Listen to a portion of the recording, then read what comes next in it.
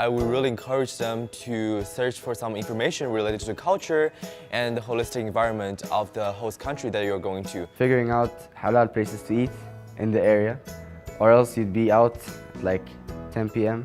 looking for a place without any success.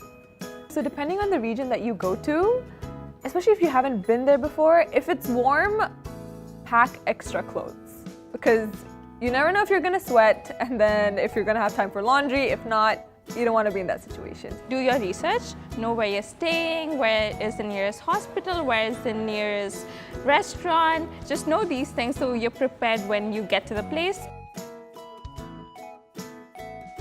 Take this time to know the people that you're with. Sometimes we travel with people that we don't really hang out with at uni, and so take the time to really get to know them. Travel is a great chance to know people. Try and really reflect on what you're doing and how it's affecting your life and how your life is different from the lives in all these other different countries and your blessings and your privileges. I'll really encourage you to interact more with the local people instead of just clinging onto your friends group that you have already made, like during orientation, or the friends that you have already met during the school time. Get Wi-Fi, get 4G, and call your mom and tell her you're safe because she gets worried, and that'll be my tip.